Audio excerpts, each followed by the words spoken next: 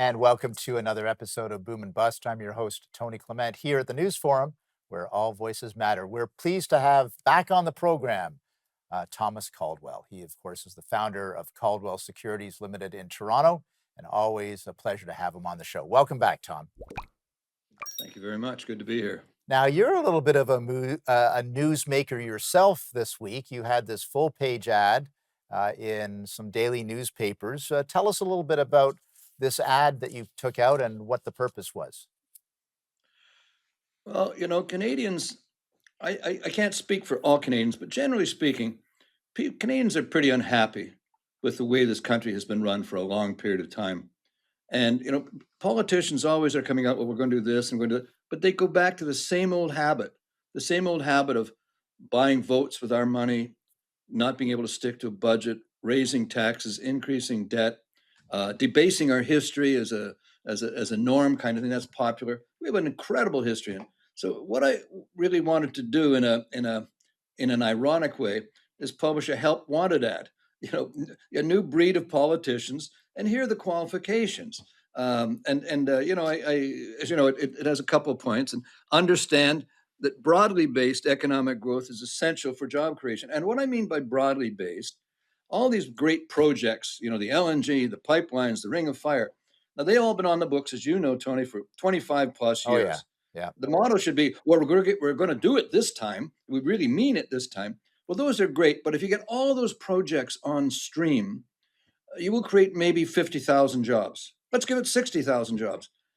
That's a drop in the bucket to what's happening in Canada. You have to Right. have a broadly based economic growth. And the only way you get that is reducing taxes and regulations. We've gone way past the tipping point.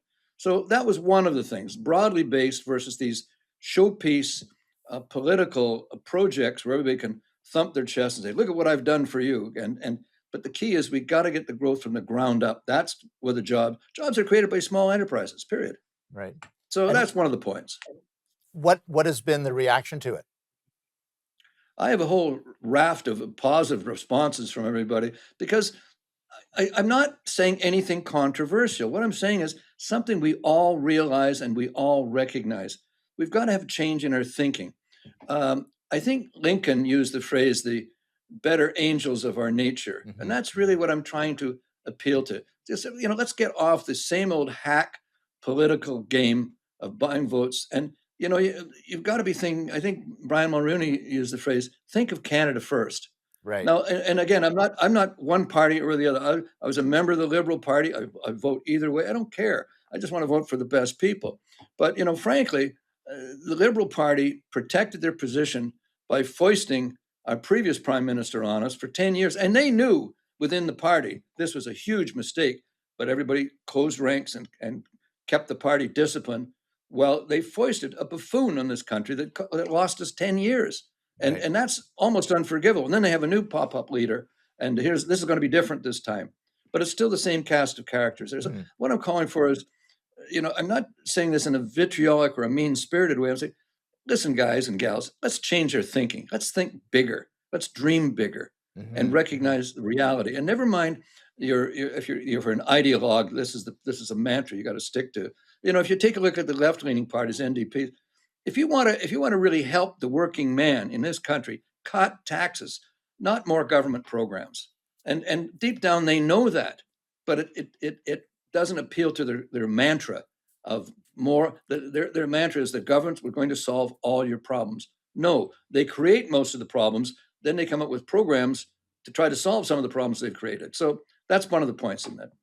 No, I definitely get where you're coming from for sure, and I appreciate you spending your own money to make that point to Canadians. So yeah, well done. I'm getting the stage. I realize I'm not taking any with me. You see, try to Yeah, do some okay. good along the way. That's And right, exactly. Do some good but along the way. frankly, my position is unique in that, I can speak out in these matters. Yeah. I disappoint that major business leaders do not, but some of them, whether it be at the banks or whatever, are so intertwined with the government, they're Well, this afraid to is say it. anything. They're afraid to say I something. have senior bankers stop me in the street and thank me for some of these Yeah, ads yeah. No, that's because right. no, they can't say it, but they should.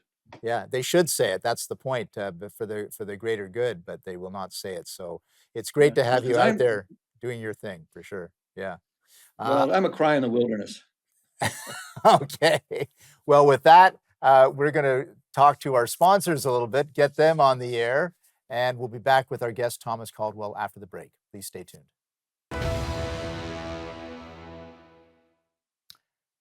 Welcome back to Boom and Bust. I'm your host, Tony Clement, having a conversation with Thomas Caldwell. He is, of course, the chairman and founder of Caldwell Securities Ltd. In Toronto. Tom, obviously, recently, the biggest news was not necessarily Canadian news. It was worldwide news. President Trump's visit to China to confer with Xi Jinping, the president of China. Love to get your top of mind kind of viewpoint on what that all means and what it means for Canada, but what it means for the world. Well, again, as I get older, I'm becoming more cynical. So I'm trying to filter that out. A lot of this is for domestic consumption within each of their countries. Trump's trying to make himself look like a peacemaker, a world leader. I mean, I listened to part of his speech in Beijing last night, and I thought, is this the same person? It's how great the relation, how friendly, and we're close, and on and on and on. And wait a second, this is the guy that's saying we got to get our defenses up because China will go through the Northwest Passage, and it was a complete 180 of what has been said for his domestic audience. But it is basically, from Trump's point of view, everything is geared for ego aggrandizing. And by the same token, in China, President Xi, his position is not unassailable. He's had a lot of purges of generals, That's right. etc., for corruption, and those purges are usually to cement your position that there's some unhappy people in the military, and which, by the way, was the same thing that happened in the United States because some of them opposed this Iran war. So Xi makes him aggrandize because he looks like the world leader, and Trump is coming to China to kiss his ring. So they're all sort of doing this for their own domestic economy. It suits them well. I don't know what substantively is going to come out of this. I hope, one of the things I do hope, again, thinking small, is that he gets the release of Jimmy Lai, who's been in prison for 4 years now. He's been in prison. That's right. Yeah. So that would be good. And I think Xi, he's proved his point with regards to Lai. Right. So he's been in 4 years. The guy's in his late 70s. You don't want him dropping dead in prison. The funny thing, he's a man of such conviction. He's a very, very strong Christian, very strong Catholic. Yeah. It's very possible he won't go if they release him. No, That'll really my matter. Then he'll just die of a heart attack in a year or so in prison. But I hope that's one of the things that comes out of it. Yeah. Substantively, relative to, say, the key thing right now, that is the Iran war. Obviously, he's going to try to use Xi's good offices to see if they can come up with something in this regard. But, the new leader of Iran, that is, I can't remember his name, but I always mispronounce it, the son of the original Supreme leader. Khamenei. Yeah, Khamenei. He's had his father, his mother, his wife, and his children killed by the Americans and himself gravely wounded. He's not in a mood to do a deal and aggrandize Trump. So it'll be interesting if Xi might be able to help in that regard. That would be underneath. But Xi's a tough guy. He came out of his father was imprisoned by the Red Guards. He knows how to maintain power. So he's going to want something in return for his good offices with Iran.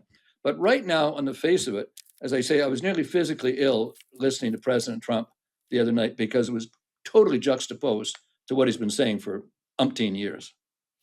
Well, I guess it's always better to jaw than to war, as Winston Churchill once said. Churchill was right in that. And it's far better to be talking. And, when you end up having a war, it's because everybody else is screwed up. Yeah, that's very true. That's basically it. So anything you can do to cut the carnage on both sides, anything you do to do that is a positive. But in the back of my brain, I think President Trump is trying to get back to Obama's deal with the Iranians and call it a victory. Yeah. But if he gets anything, he's going to claim victory and advance to the rear and whatever. Yeah, it'll be a big win. He might go for tariffs on the Gulf, on the Hormuz, if he gets a piece of the action. So it is transactional. It's very transactional, and yeah, that none of that has been sorted out yet. You're quite right.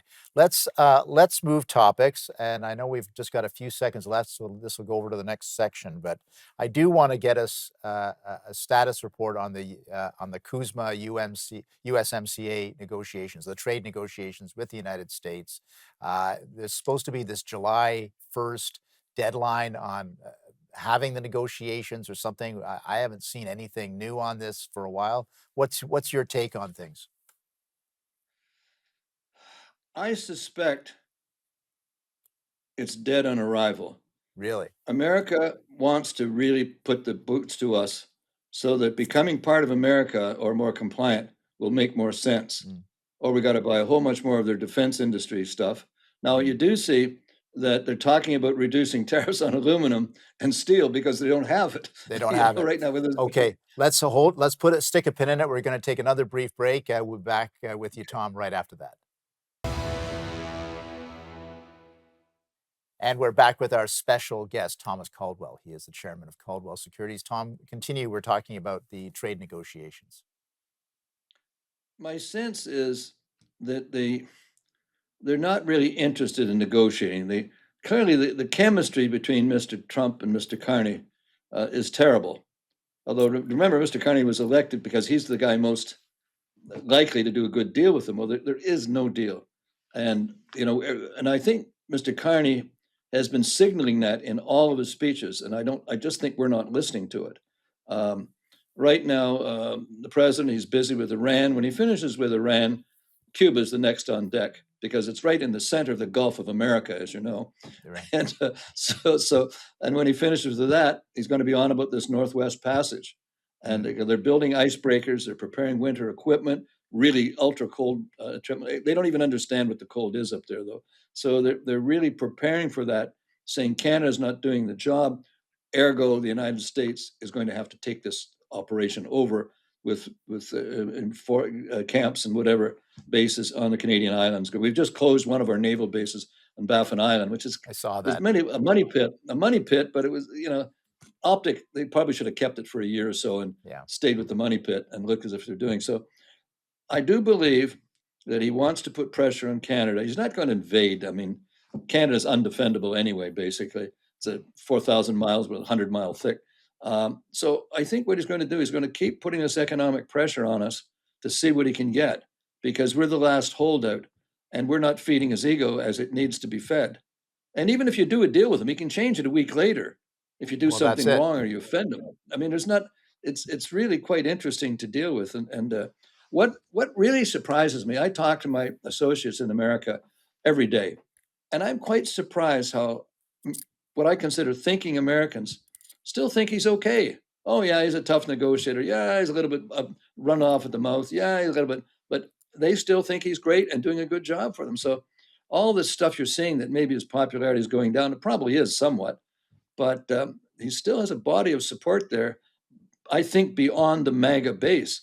So he's got carte blanche to be a pain for the next 2 years as well. Oh yeah, no, for sure. And they may not lose control of the House of Representatives with all of the No. gerrymandering going on. So And that will inflame him even further yeah. for more aggressive behavior. Can I just talk about Prime Minister Carney's frequent trips to Europe? He seems to want much closer ties with Europe, including perhaps joining the EU. Give us your thoughts on this. Well, America is our logical trading partner, and it's also our logical enemy. So it seems to me that we have to figure out how to dance well with them.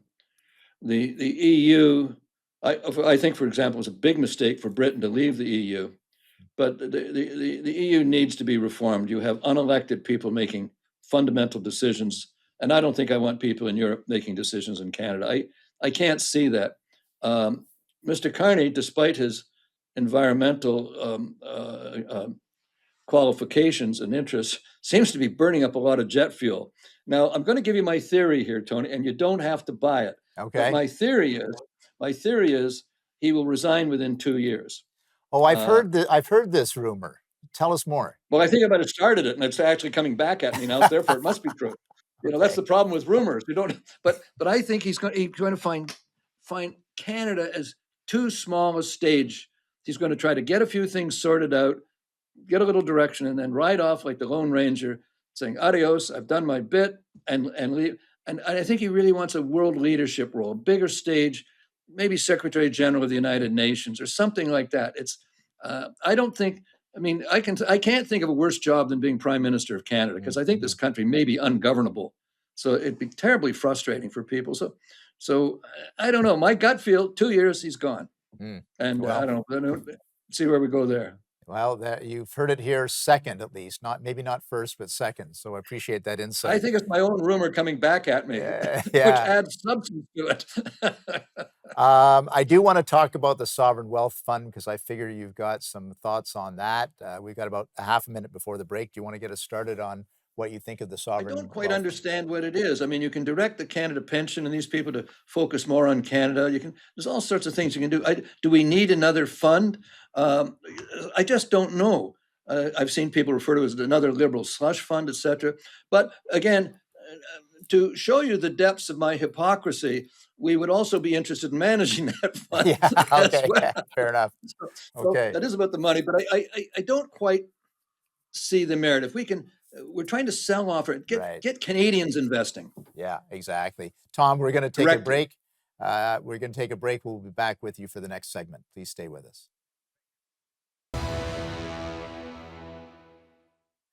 Thank you for joining us here today. It's Boom and Bust, and I'm your host, Tony Clement, here with Thomas Caldwell. He is the chairman and founder of Caldwell Securities Ltd. In Toronto. Tom, I do want to talk a little bit about just generally, it seems like the markets are booming right now, just like higher and higher. There's always a few hiccups, but it's pretty good out there. What's going on? Well, sometimes people focus on the fundamentals of companies, and that's very often the determining factor. Right. But stuff is going on now in that, on one hand, you have people really not interested in holding American dollars. So they're selling their American dollars to some degree, buying gold. This is the central banks are doing. So you have a flow of funds effectively out of the United States in terms of the fixed income sector, and the central banks have been the ones driving gold. So as they convert from US dollar reserves to gold reserves. On the other hand, it's like a river. There's another current, and that current is, if you were to say, if you had some money and you lived in France or Britain, say, there's a good example, and you wanted to invest your money to protect against inflation. Remember, that's the enemy here of everybody, the debasement of fiat currency. And it's been massive, not this 2% everybody's telling you about. So if I wanted to protect my purchasing power, where would I want to invest it? So for me, I would want to be invested in the United States. They're the bully, but why not invest with the bully? And the economy is doing reasonably well. All the earnings, most of the earnings reports in the first quarter beat analyst estimates. So the economic numbers are good. The economy is it's an innovative economy. You got this AI and all kinds of other exciting things going on. How valid they become long-term, I don't know. But my point here is, you have the flow of funds out of the dollar and out of US bonds and into gold. And then you have this other investment flow into US equities. So yes, it reflects a strong economy, but the exacerbating factor is money going into the United States to protect itself against currency debasement elsewhere in the world. And the US dollar, by the way, is very cheap relative to other currencies. It had a significant decline for a period of time. So the US is looking fairly attractive to European, Asian, and other investors because there's so much crisis going on. That's the safe haven. US companies that are growing their earnings. And And is any, so any of that, basically, yeah, is any of that connected to the AI revolution too? some of it is clearly. I mean, look at the money being poured into that. It's astronomical.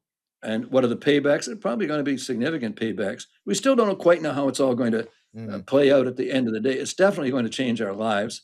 And as I said earlier, I watched an interview with John Bolton and another one with Warren Buffett, and it wasn't them; it was AI. So they're muddying the waters themselves as well. But I think a lot of it is AI. But United States is an innovative economy. They celebrate the entrepreneur. Remember the internet, the chips. None of this came from IBM. It came from small guys like Apple starting in a garage. It came from innovative entrepreneurs. And America, that's in their strong state. They always encourage and celebrate that group. We try to decimate it in Canada with regulations here in Ontario. There is no money in Canada for new enterprises starting. It doesn't exist. And that's I thanks thought to the regulation. internet either came from Al Gore or from DARPA, but I could be wrong. Oh, Al Gore took credit for that, but I kind of hoped he was right on global warming. I'm freezing. I'm still cold here. Yeah, you're still cold. Yeah, exactly. I was in Oil. favor of global warming. Speaking of which, oil and gas. The situation is still a mess in the Strait of Hormuz, possibly for the foreseeable future. What does that mean for Canadian oil and gas? Well, I'm still invested in the Canadian energy companies, and I still think it's a good place to be. Even if oil comes back down to $60, everybody gets rich at $60. Yeah. So this is bonus. This is bonus time. It's going to go on for a period here, and I don't think it's going to reverse dramatically. It will come down at some point. Oil particularly is essentially an oversupply, but something always happens. I was in this sector, and all the analysts are saying oil's going down to $50. Then, of course, Iran comes along. So something always happens in the energy area, and so I invest in the energy area on the basis that something always happens. And you see, the Americans are now wanting to build pipelines again into the states. So there you go. it goes in a cycle. Listen, Tom, there's never a shortage of news to talk about. It's great having you on the program. We'll see you next time. Treat for me too. Take care, Tony. All the best. Bless you. That was Thomas Caldwell from Caldwell Securities in Toronto. Always a good guest. Lots of insights. Thanks for watching today.